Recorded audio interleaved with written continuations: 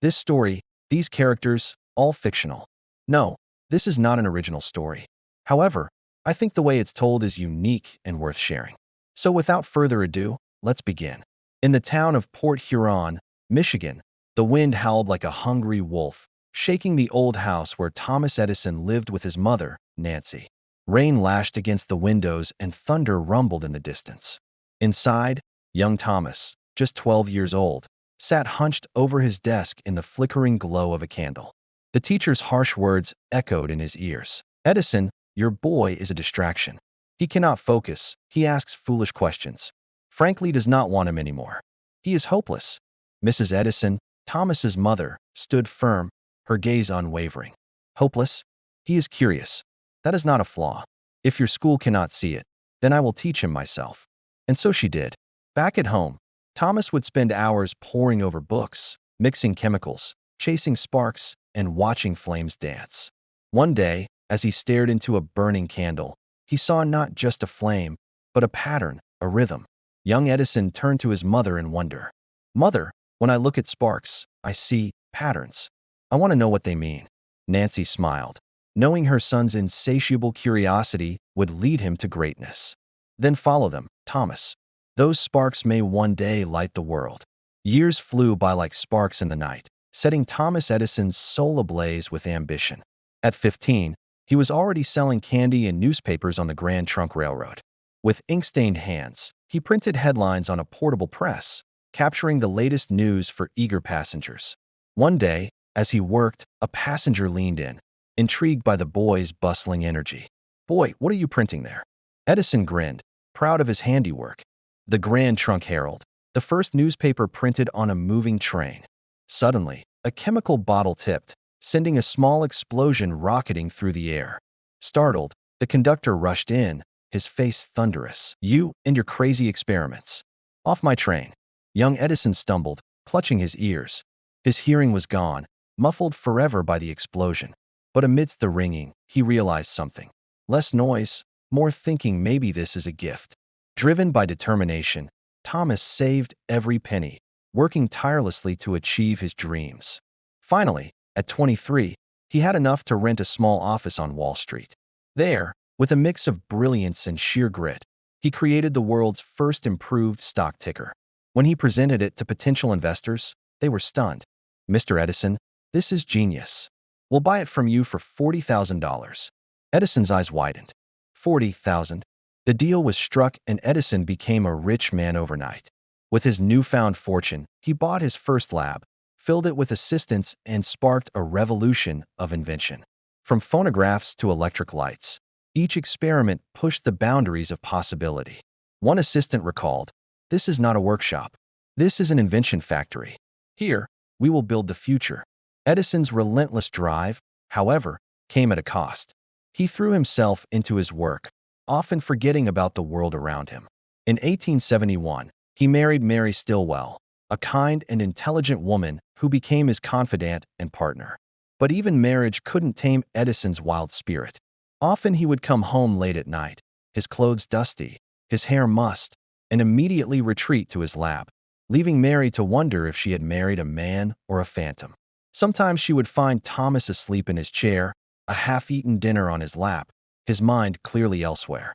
Despite the sacrifices, Mary stood by her husband, supporting his genius and tempering his flaws. She understood that Thomas wasn't just inventing new technologies. He was inventing new possibilities for humanity. He was bringing light to the darkness, sound to the silent, and life to the still. One evening, Edison burst into the house, his eyes shining with excitement. "Mary, come see what I've done. I've invented the light bulb." Together, they went to the laboratory. As the gas lights flickered overhead, Edison switched on the electric light. The room was bathed in a warm glow. They stood there mesmerized, knowing they were witnessing history. But Edison wasn't done yet. He wanted to show the world what he had created. So he invited some friends to witness the unveiling of his greatest invention, the phonograph. In his laboratory, Edison gathered his friends, many of them prominent figures of the time. The air buzzed with anticipation. Edison stood before them, a strange contraption of brass and wood in his hands. "Gentlemen, prepare to hear the impossible." With a crank, he set it in motion. A faint scratching sound filled the room. Then a familiar voice broke the silence. Mary had a little lamb. Its fleece was white as snow. The voice played on, filling the room with the sound of a familiar nursery rhyme. Silence fell over the crowd. They were shocked. Was it a ghost? Had Edison captured the voice of a person and played it back? The answer was yes. But Edison preferred another explanation. Not captured, he said with a smile, preserved. Sound itself, made immortal. Newspapers hailed him as the Wizard of Menlo Park. Crowds cheered his name, marveling at his seemingly magical abilities. But Edison knew it wasn't magic. It was hard work, relentless experimentation, and an unquenchable thirst for knowledge. Yet even as he achieved success, Edison faced criticism and setbacks. His biggest rival, George Westinghouse, openly challenged him, questioning his methods and touting his own alternating current as the superior technology. Edison, however, was not one to back down from a fight. He engaged in a bitter battle with Westinghouse, attacking his rival's system with everything he had. In fact, he was willing to kill to prove his point. In an infamous incident, Edison addressed a crowd in a public square, denouncing alternating current as a deadly menace. He had a dog tied nearby, and with a switch flipped, the animal collapsed. Horrified gasps filled the crowd as Edison declared, "Behold the deadly danger of alternating current." Reporters were quick to pick up on the scene, and soon the papers were filled with Edison-esque claims. "Mr. Edison, are you saying Tesla's system will kill people?" But Westinghouse remained calm. He knew the tide would turn eventually. "Let him," he said. "In the end, the better system wins. And Nikola, our system is better." Thomas Edison was a brilliant inventor and businessman, but a flawed human being. He could be ruthless, stubborn, and driven to a fault. His obsession with his work often came at the expense of his personal life, leaving his wife and family yearning for his attention. In the end, it was the quiet moments that meant the most. Sitting by the window of his final years, watching the electric lights glow outside, he reflected on his life. "They call me a wizard, but I was only a man who refused to quit my inventions. They were my life. But I was only a man who refused to quit. My inventions, they were my life. I gave the world light, sound, moving pictures. And yet, I sometimes wonder what I took away from those I loved." Edison paused, lost in thought. He remembered the words of his wife, Mary, echoing in his ears.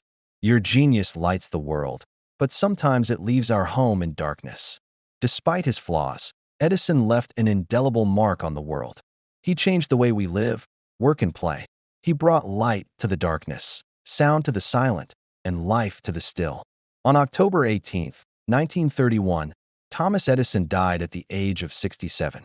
As the news of his passing spread, a somber mood fell over the nation.